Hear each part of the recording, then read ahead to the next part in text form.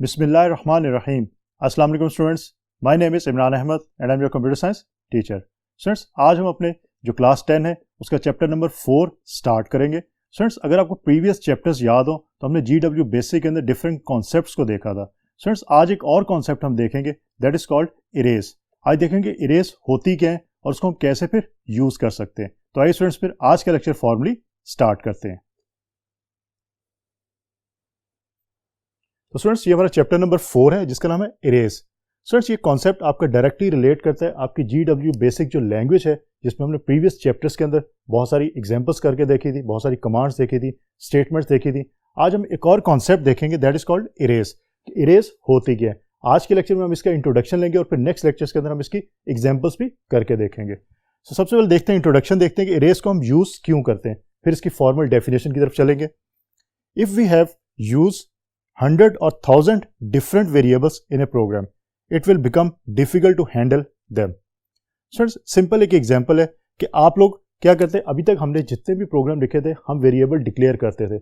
हम 1, 2, 3 या 4, मतलब हम बहुत कम वेरिएबल्स को यूज करते थे अपने प्रोग्राम्स के अंदर। लेकिन एज्यूम करें कि आपने हंड्रेड्स या थाउजेंड्स ऑफ वेरिएबल जो वो एक प्रोग्राम के अंदर यूज करने, और ऐसा किया भी जाता है क्योंकि आप जब लार्ज प्रोग्राम्स लिखते हैं वहां पे जरूरत पड़ सकती है आपको हंड्रेड्स या थाउजेंड्स ऑफ वेरिएबल्स जो एक ही प्रोग्राम के अंदर यूज करने पड़ जाए। अब प्रॉब्लम क्या फेस करनी पड़ती है, it will become difficult to handle them. अब उनको हैंडल करना कि जो प्रोग्रामर है उसको ये समझना कि किस वेरिएबल को उसने कौन सी वैल्यू असाइन की थी और कैसे स्टोर हुई है।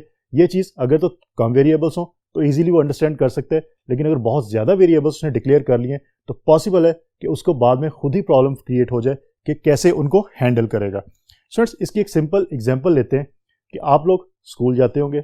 अब आपके पास फॉर एग्जांपल मैं कहता हूँ 10 सब्जेक्ट्स हैं आपके, और हर सब्जेक्ट की जो 2 या 3 बुक्स हैं, तो इसका मतलब कि 20 या 30 बुक्स हो सकती हैं आपकी जो 10 सब्जेक्ट्स हैं। अब स्टूडेंट्स, अगर आपको तमाम बुक्स हाथ में पकड़ के ले जानी पड़े स्कूल, मीन आपके पास बैग नहीं है, आपने हाथ में पकड़ के लेके जाना है, तो आप कैसे ले जा सकते हैं? आपके लिए प्रॉब्लम होगी क्योंकि आप उसको मैनेज नहीं कर सकते। आप 20 बुक्स को दोनों हाथों से पकड़ के ले जा नहीं सकते। उसके लिए फिर आप क्या करते हैं, आप बैग यूज करते हैं। आप बैग के अंदर बुक्स को जो है वो डालते हैं और फिर लेके जाते हैं। स्टूडेंट्स, इरे का कॉन्सेप्ट भी ये बैग का कॉन्सेप्ट है कि हम अपने वेरिएबल्स को एक बैग के अंदर डाल देते हैं। अब वो बैग क्या है, उसको हम इरे का नाम देते हैं अपनी प्रोग्रामिंग लैंग्वेज के अंदर।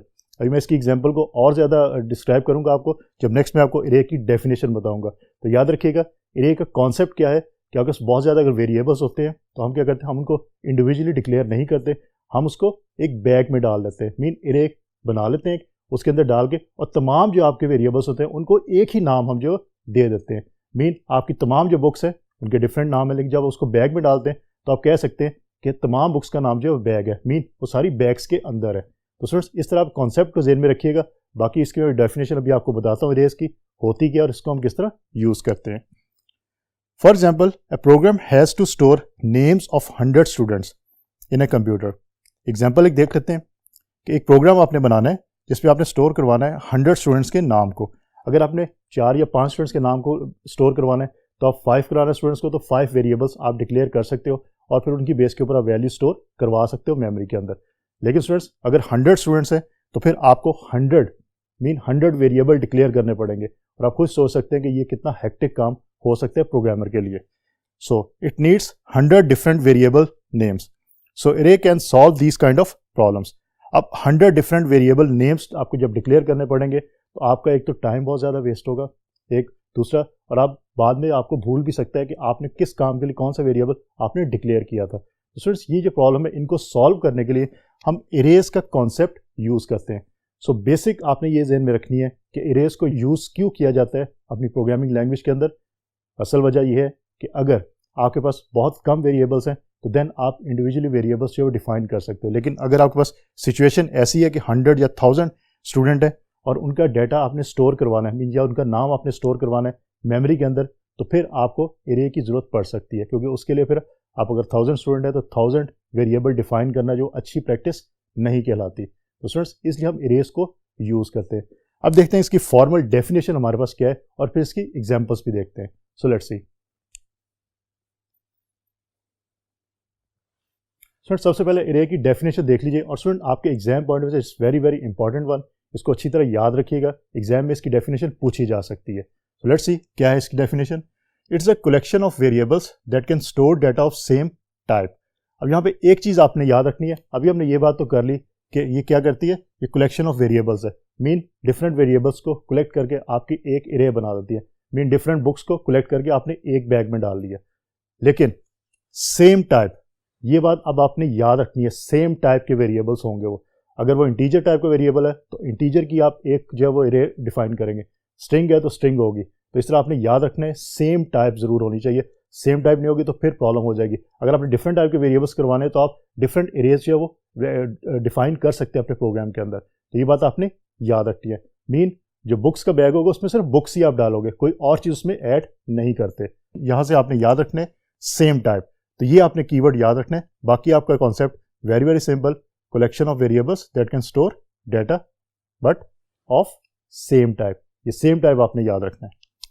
Each memory location holds a single value which is called an element of an array. Students, ये जो 3 पॉइंट्स मैंने लिखे हैं ये रिलेट करें आपकी इस एग्जाम्पल के साथ। मैं इस एग्जाम्पल को थोड़ा सा एक्सप्लेन करता हूँ और इनके साथ साथ फिर आपको ये तीनों पॉइंट्स भी आपको एक्सप्लेन हो जाएंगे, ये तीनों पॉइंट्स क्या कह रहे हैं।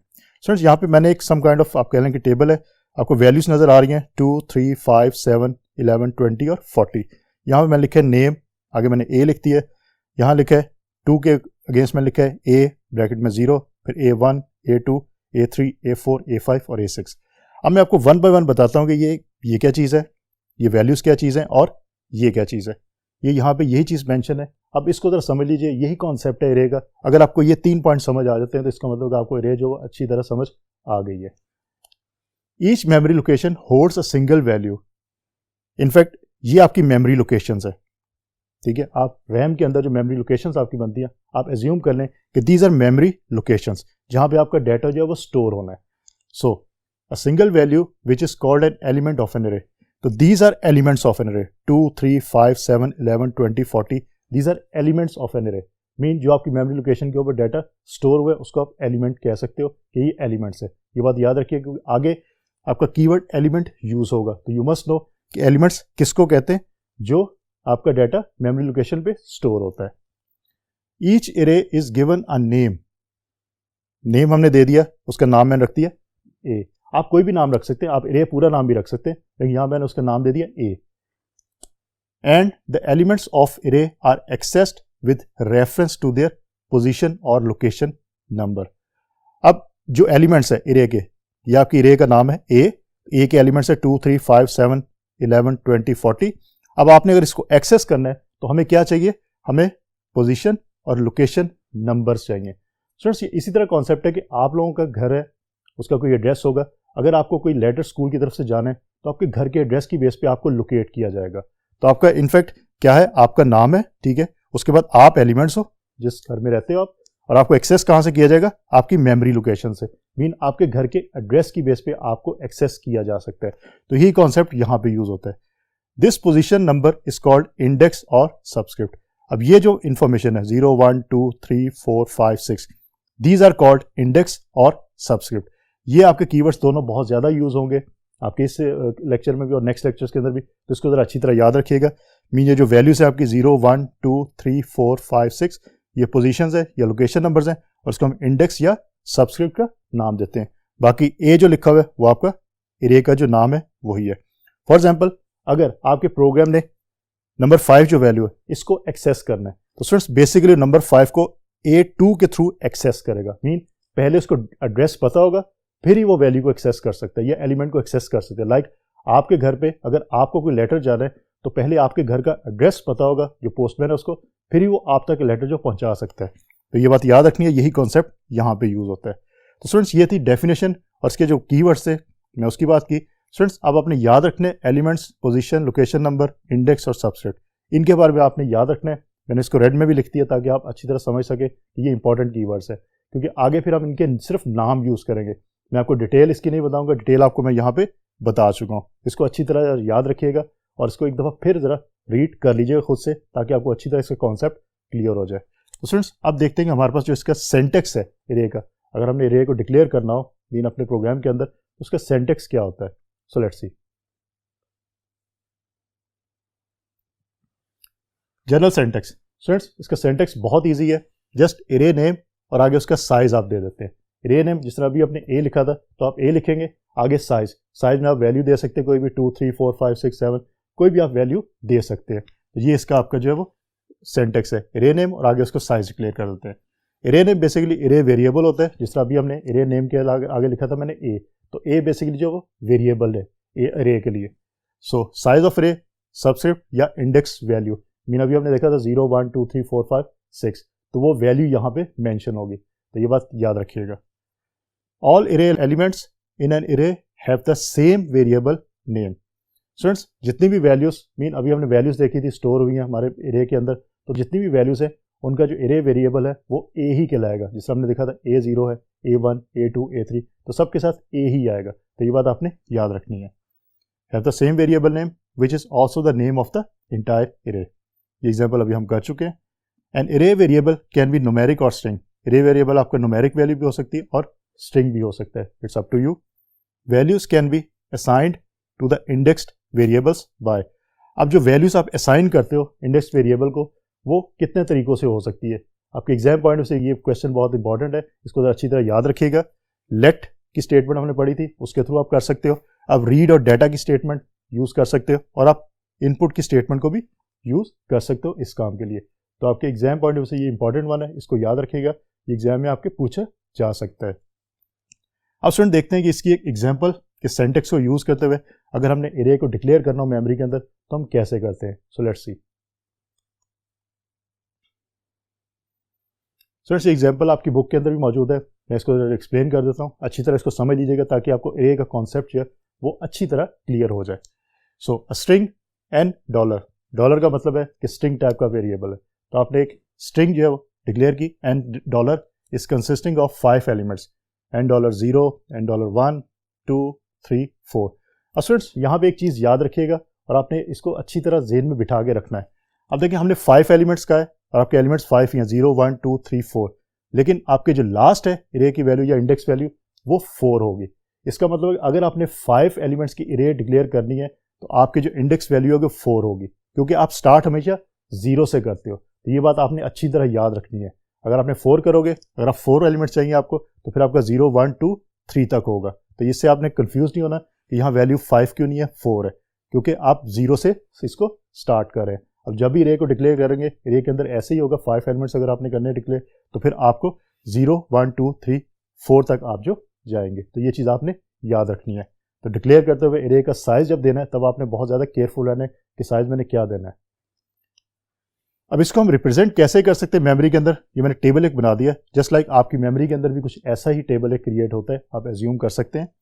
मीन एंड $0 पे ये जो लोकेशन है इस पे स्लीम जो है वो कीवर्ड या स्ट्रिंग आपकी जो है वो सेव होगी। जो ये आपकी लोकेशन है इस पे आसमा के नाम से जो आपकी स्ट्रिंग थी वो सेव हो गई, इस लोकेशन पे मजीद के नाम से स्ट्रिंग सेव हो गई, इस लोकेशन पे बुशरा के नाम से, और इस लोकेशन पे अली के नाम से स्ट्रिंग जो है वो सेव हो गई। आप कोई और वैल्यू भी सेव करवा सकते हैं। अभी हमने वैल्यूज भी देखी थी, यहाँ मैंने नाम लिख दिया ताकि आपको क्लियर हो जाए कि वैल्यूज मीन न्यूमेरिक वैल्यूज भी हो सकती हैं और स्ट्रिंग भी आपकी हो सकती है। वेयर 0 1 2 3 4 आर सबस्क्रिप्ट्स या इंडेक्स, अभी हम इसकी बात कर चुके हैं डिटेल से कि ये क्या होते हैं। यूज टू आइडेंटिफाई अरे location. So $0 up to $4 are addresses in the memory. These are addresses where the values will be stored, जहाँ पे वैल्यूज आपकी स्टोर होंगे। और स्टूडेंट्स यहाँ पे एक क्वेश्चन राइज होता है कि हम लोग वैल्यूज को डायरेक्ट एक्सेस क्यों नहीं करते, हमें एड्रेसेस की जरूरत क्यों पड़ती है। तो इसका थोड़ा सा मैं आपको आइडिया दे देता हूँ ताकि आपको कंफर्म हो, आपको क्लियर हो जाए, क्योंकि आपने प्रोग्रामिंग लैंग्वेज के अंदर प्रोग्राम्स लिखने तो आपको आइडिया हो जाए कि ऐसा हम करते क्यों हैं। इसकी सिंपल एग्जांपल पहले रियल टाइम देता हूँ, अभी मैंने एग्जांपल दी हुई थी, अब दोबारा उसको देता हूँ कि आप लोगों को भी आइडेंटिफाई किया जाता है आपके घर के एड्रेसेस से। किसी ने अगर आपको कोई लेटर भेजना है तो आपके घर के एड्रेस पे भेजता है, फिर आपको लोकेट किया जाता है। ऐसे नहीं कि आपका एड्रेस ही कोई नहीं है तो आपको लोकेट कैसे किया जाएगा। यही कॉन्सेप्ट आपका मेमोरी के अंदर जो वैल्यूज होती हैं उनको भी स्टोर करने में यूज होता है। जो भी मेमोरी के अंदर वैल्यू स्टोर होती है, जिस जगह भी स्टोर होगी उस जगह का कोई ना कोई एड्रेस जरूर होगा। तो आपकी इरेज है उसी चीज को हैंडल करती है। मीन ये एड्रेसेस की बेस के ऊपर जो वैल्यू होती है स्टोर आपकी, उसको आप एक्सेस इजीली कर सकते हो। ये एड्रेस है और ये वैल्यू है, तो आपने एड्रेस पे पहले पहुंचना होता है और फिर वैल्यू पे। मीन आपका ऑपरेटिंग सिस्टम जो है वो क्या करता है, अगर सीपीयू को कोई भी इंफॉर्मेशन चाहिए तो एड्रेस की बेस पे वो क्या करता है, उसको गेट करता है और फिर स्पेसिफिक वैल्यू जो है उसको गेट करके आपको शो करवाता है। तो ये बात याद रखिएगा, ये कॉन्सेप्ट बहुत इंपॉर्टेंट कॉन्सेप्ट है। और इरेज बेसिकली हम यूज़ क्यों करते हैं, आज हमने उसकी बात भी कर ली कि इरेज इनफैक्ट हम यूज़ इसलिए करते हैं कि अगर हमारे पास बहुत ज़्यादा वेरिएबल्स मौजूद हैं तो हम क्या करते हैं, हम एक इरे डिक्लेयर कर लेते हैं। उसके लिए फिर हमें हर वेरिएबल के लिए डिफरेंट जो है वो कीवर्ड यूज़ नहीं करना पड़ता, डिफरेंट जो है वो टाइप डिक्लेयर नहीं करनी पड़ती। हम तमाम वेरिएबल्स को या तमाम इन्फॉर्मेशन जो भी हमने स्टोर करवानी है उस इन्फॉर्मेशन को हम एक सिंगल वेरिएबल के थ्रू जो है वो डिक्लेयर कर देते हैं। लाइक अभी हमने बात की कि अगर आपने ये वैल्यू स्टोर करवानी है तो आपने सिर्फ और सिर्फ n टाइप का जो वेरिएबल है, स्ट्रिंग टाइप का वेरिएबल, आपने वो डिक्लेयर किया और आपने तमाम जो स्ट्रिंग्स थी वो सेव करवा ली। लेकिन अगर आप इरेज यूज़ नहीं करते तो फिर क्या करना पड़ेगा आपको, फिर आपको हर जो नाम है मीन तमाम जो स्ट्रिंग्स हैं इनके लिए आपको डिफरेंट वेरिएबल डिक्लेयर करने पड़ेंगे। तो डिफरेंट वेरिएबल डिक्लेयर करने से बचने के लिए हम लोग इरेज को यूज़ करते हैं। लेकिन स्टूडेंट्स याद रखिए, जहाँ पे इरेज की ज़रूरत पड़े आप वहाँ पे यूज़ करें। अगर आपको ज़रूरत नहीं है तो आपको यूज़ करने की फिर इसको ज़रूरत भी नहीं है, आप इसको यूज़ ना करें। लेकिन कॉन्सेप्ट को क्लियर करने के लिए आप इरेज को जो हमने ऑलरेडी प्रोग्राम्स बनाए हैं उसमें इंप्लीमेंट ज़रूर करके देखिएगा। नेक्स्ट लेक्चर के अंदर मैं आपको इसकी एग्जांपल्स बताऊंगा और रियल टाइम हम करके भी देखेंगे प्रोग्रामिंग लैंग्वेज के अंदर कि इरेज को जब इंप्लीमेंट किया जाता है तो कैसे वो आपको रिजल्ट फिर प्रोवाइड करती है। बस एक कॉन्सेप्ट आपने याद रखना है, वो ये है कि इरेज डायरेक्टली आपकी इंटरेक्शन आपको देती है किससे, मेमोरी के साथ। क्योंकि आपको पता है कि जब आपका प्रोग्राम रन होता है तो वो मेमोरी को यूज़ करता है और आपका अच्छा प्रोग्राम वही है, हमने वो स्टार्ट में देखा था फर्स्ट चैप्टर के अंदर कि प्रॉब्लम सॉल्विंग स्टेप्स के अंदर कि आपके अच्छा एल्गोरिदम वही होता है जो क्या करता है, जिसकी या तो स्टेप कम हो या वो मेमोरी में स्पेस कम ले। तो आपका प्रोग्राम भी मेमोरी में स्पेस को कम लेनी चाहिए और ऑर्गेनाइज्ड वे में आपका जो मेमोरी के अंदर स्टोर होना चाहिए प्रोग्राम। तो इरेज हम इसी काम के लिए यूज़ करते हैं। तो स्टूडेंट्स आज के लेक्चर में हमने इरेज का जो कॉन्सेप्ट था उसको देखा, इंट्रोडक्शन लिया, उसका कुछ एग्जाम्पल्स देखी। नेक्स्ट लेक्चर में आपको बताऊंगा कि इसको हम इम्प्लीमेंट अगर करते हैं GW बेसिक को यूज़ करते हुए तो फिर हमारे पास रिजल्ट्स कैसे आ सकते हैं। तो स्टूडेंट्स होपफुली आज का लेक्चर आपको अच्छी तरह समझ आ गया होगा। इंशाल्लाह अगली दफ़ा नए लेक्चर के साथ दोबारा मुलाकात होगी। तब तक के लिए अल्लाह हाफिज़।